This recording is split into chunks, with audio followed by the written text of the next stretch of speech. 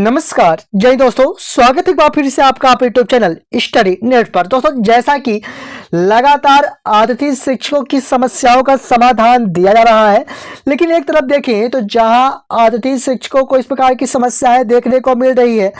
कि उनका वेरिफिकेशंस उनके संस्था प्रमुख के आईडी व पासवर्ड के साथ नहीं हो पा रहा, तो दूसरी तरफ लॉन्ग टर्म व शॉर्ट टर्म वैकेंसियों को देखने को मिल रही है समस्या, तो तीसरे तरफ EK-22C की समस्या देखने को मिल रही है, जिसके कारण आप सभी की भर्ती प्रक्रिया संपन्न नहीं हो पा रही है। तो इसके साथ नए अतिथि शिक्षक जो बनना चाह रहे हैं वे भी परेशान स्थितियों में हैं कि आखिर कब तक उनके लिए मौका दिया जाएगा। और यहाँ पर इसी से संबंधित महत्वपूर्ण वीडियो लेके आए हैं। लेकिन सबसे पहले अगर हम बात करें तो संस्था प्रमुख के आईडी के साथ जितने भी अतिथि शिक्षकों का सत्यापन कार्य नहीं हो पा रहा था, तो फाइनली आज उनका सत्यापन कार्य देखने को मिला। या फिर निश्चित तौर पर कह सकते हैं कि जितने भी अतिथि शिक्षकों के सत्यापन कार्य नहीं हो पा रहे थे, क्योंकि उनके संस्था प्रमुख के आईडी में उनके नाम प्रदर्शित नहीं हो रहे थे, तो आज काफी अतिथि शिक्षकों की समस्या का समाधान हो चुका है और उन सभी के नाम सत्यापित किए जा चुके हैं संस्था प्रमुख के आईडी व पासवर्ड के साथ। लेकिन अगर आपको समस्या है तो कमेंट बॉक्स में जरूर बताइए।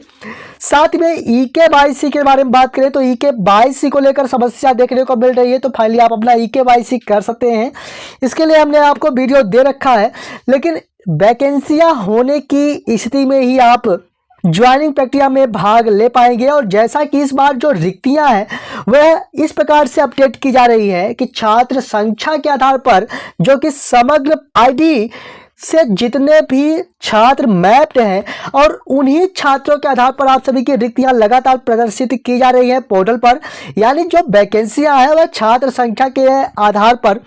शिक्षकों को हायर किया जा रहा है, जिसके कारण काफी वैकेंसियां लेट से ओपन की जा रही हैं। इसी के साथ हम बात करें तो हेल्पलाइन नंबर जारी किया गया है लोक शिक्षण संचालय की ओर से, लेकिन काफी अतिथि शिक्षकों की समस्याएं होने के कारण लगातार फोन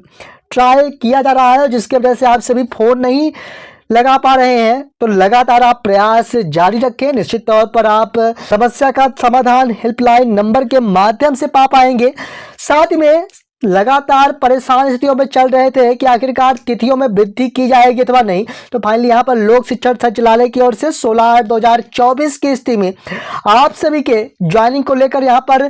तिथियों में बढ़ोतरी कर दी गई है और 21/8/2024 तक की वृद्धि की गई है। यानी 21 अगस्त 2024 तक आप ज्वाइन कर पाएंगे स्कूलों में। साथ ही में काफी ऐसे शाला प्रभारी हैं जिनका एजुकेशन पोर्टल पर शाला प्रभारी होने की जानकारी अपडेट नहीं है, उसके लिए भी महत्वपूर्ण रूप से आदेश जारी किए गए हैं, जिस पर आज ही की स्थिति में यानी 17/8/2024 को जिला शिक्षा अधिकारी कार्यालय पर इन समस्त शाला प्रभारियों की जानकारी पोर्टल पर फीड कराई जानी थी, ताकि इनका एजुकेशन पोर्टल पर प्रधानाध्यापक के तौर पर इनका आईडी व पासवर्ड दिखाई देने लगे। साथ में अगर हम बात करें आपके साथ, तो यहाँ पर नए अतिथि शिक्षक जो कि बनना चाह रहे हैं उनके लिए लगातार परेशान स्थितियों में है कि क्या कुछ स्थितियां बनेंगी। तो लेकिन इसके पहले लॉन्ग टर्म और शॉर्ट टर्म के बारे में बात करें तो आप सभी की वैकेंसी आप अपडेशन उपरांत ही ज्वाइन प्रक्रिया में भाग ले पाएंगे, और इसके लिए हमने वीडियो दे रखा है लॉन्ग टर्म और शॉर्ट टर्म को लेकर। नई अतिथि शिक्षक भर्ती प्रक्रिया के बारे में बात करें तो आप समस्त नए अतिथि शिक्षकों के लिए 21/8/2024 के बाद ही प्रक्रियाएं प्रारंभ की जाएंगी, और इसके बाद जबकि पूर्व पैनल पर आमंत्रित अतिथि शिक्षक पूरी तरह से अपनी शालाओं में पदस्थ हो जाते हैं, उसके उपरांत नए अतिथि शिक्षकों को आमंत्रित किया जाना है। इसके लिए आप सभी को सबसे पहले आपके मेरिट के आधार पर स्कूलों का आवंटन किया जाना है। अब बात आती है कि कितने स्कूलें आप सभी को चुनने का मौका दिया जाएगा, तो इसके बारे में अभी कोई स्पष्ट स्थितियां नहीं है। लेकिन अगर हम अपने निजी अनुभव के आधार पर बात करें तो 10 से 20 स्कूलें आप सभी को यहाँ पर चुनने का मौका दिया जा सकता है, और इस प्रकार से आप सभी अपने मेरिट के आधार पर स्कूलें प्राप्त कर पाएंगे। इसके बाद जो ज्वाइनिंग प्रक्रिया है वह पूर्व अतिथि शिक्षकों की भांति रखी जाएगी, लेकिन काफी ऐसे अतिथि शिक्षक हैं जो पुराने सत्रों में कार्य किए हैं, लेकिन इस सत्रों में चूंकि उच्च पद प्रभार या अन्य कारणों से उनके स्थान पर शिक्षक आ जाने के कारण